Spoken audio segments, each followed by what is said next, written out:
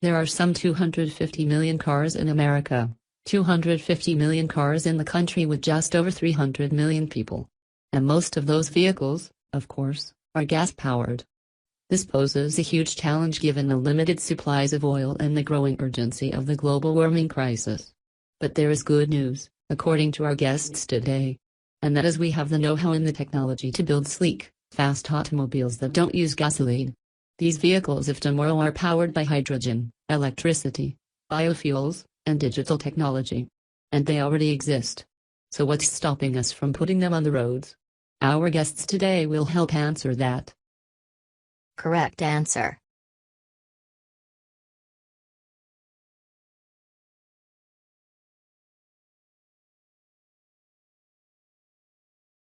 These two paintings, both called sunflowers, are generally accepted as the finest of several depictions of the thick-stemmed, nodding blooms that Van Gogh made in 1888 and 1889 during his time in Arles.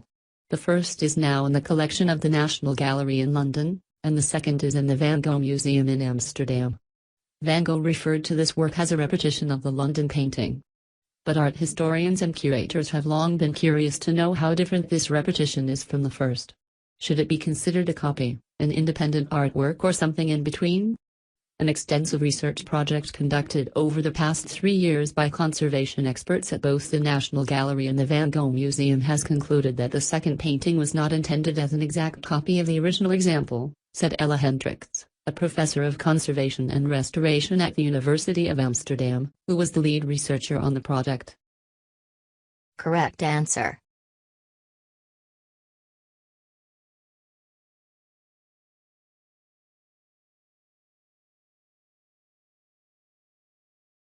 Rebuilding carbon-rich agriculture soils is the only real productive, permanent solution to taking excess carbon dioxide from the atmosphere.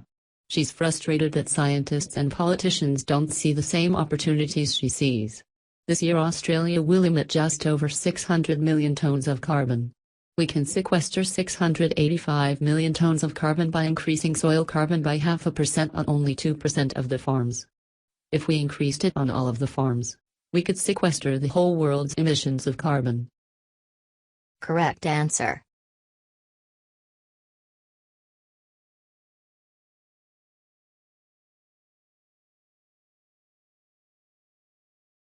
What is nanotechnology? Well, a report that was put together by a combination of the Royal Society and the Royal Academy of Engineering that came out last summer, identifies 2 topics. Nanoscience is the study of phenomena and the manipulation of materials at atomic, molecular and macromolecular scales, where properties differ significantly from those at a larger scale.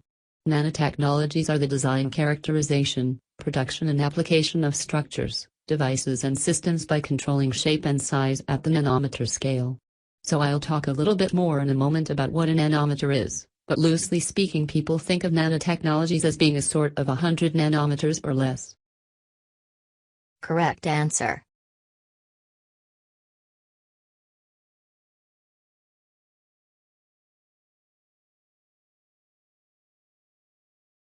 Financial markets swung wildly yesterday in frenzied trading market by further selling of equities and fears about an unraveling of the global carry trade. At the same time, trading in the European credit markets in London was exceptionally heavy as traders frantically reassessed their appetite for risk, prompting wild swings in the prices of the key derivatives. It was the 3rd day of frenetic activity in the European credit markets, suggesting that equity market swings were prompting a wider repositioning of investors in a host of asset classes. Correct answer.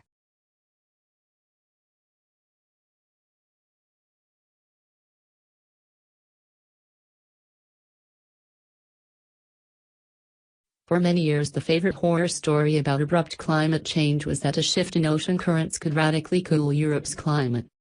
These currents, called the overturning circulation, bring warm water and warm temperatures north from the equator to Europe. Susan Lugier, an oceanographer at Duke University, says scientists have long worried that this ocean circulation could be disrupted. Correct answer.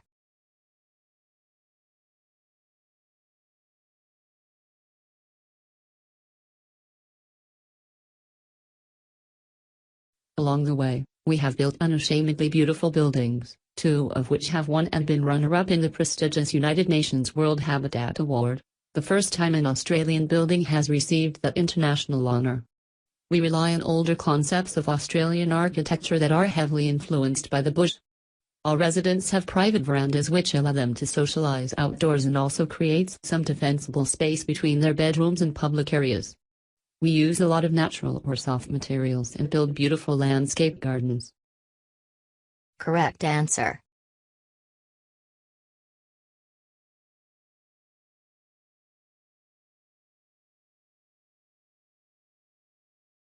In animals, a movement is coordinated by a cluster of neurons in the spinal cord called the central contract pattern generator, CPG.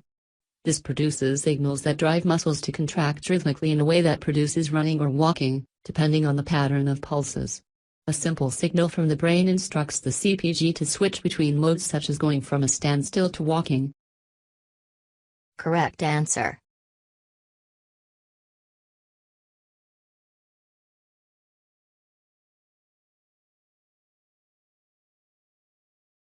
Lawrence Stephen Lowry RBS Raw was an English artist. Many of his drawings and paintings depict Pendlebury, Lancashire, where he lived and worked for more than 40 years, and also Salford and its surrounding areas. Lowry is famous for painting scenes of life in the industrial districts of northwest England in the mid-20th century. He developed a distinctive style of painting and is best known for his city landscapes peopled with human figures often referred to as Matchstick Man. He painted mysterious unpopulated landscapes, brooding portraits and the unpublished marionette works, which were only found after his death. Correct answer.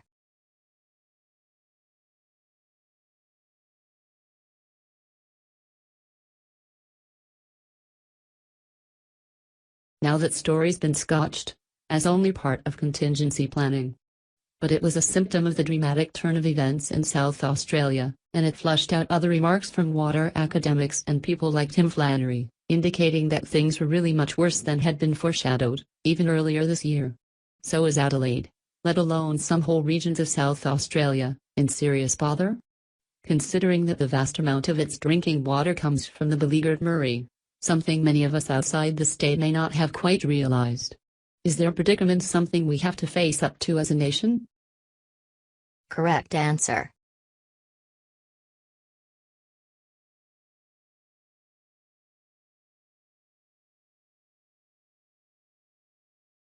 For all his fame and celebration, William Shakespeare remains a mysterious figure with regards to personal history. There are just two primary sources for information on the bard: his works, and various legal and church documents that have survived from Elizabethan times. Naturally, there are many gaps in this body of information, which tells us little about Shakespeare the man. Correct answer.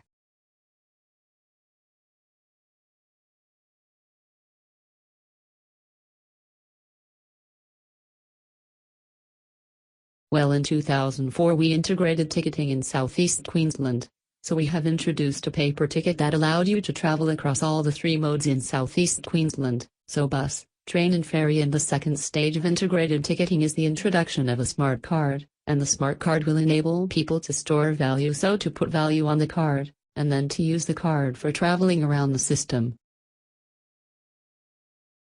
Correct answer.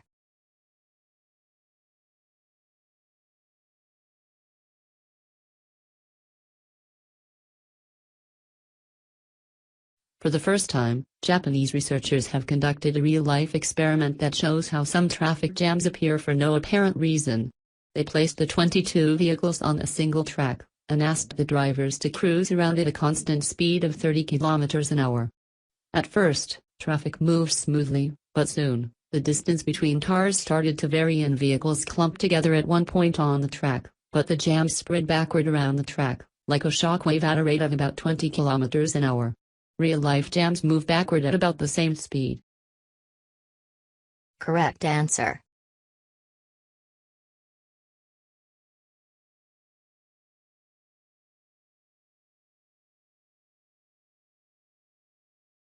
I'd recommend that you all try to get hold of English in the Southern Hemisphere by Newland and Watts, as this provides an excellent overview of the topics that we're going to be covering in this module. It's really our primary text.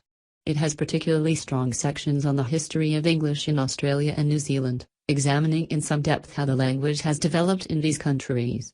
The sections on phonology and on vocabulary will be invaluable when you're doing the written assignment, which I'm going to be telling you about in a moment once I've given you the details of a couple of other essential references. Correct answer.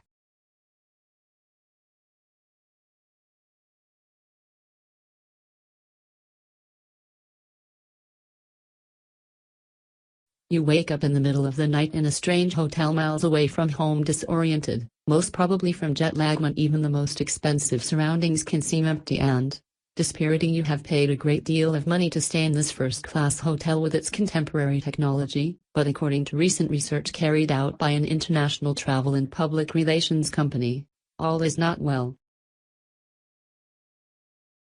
Correct answer.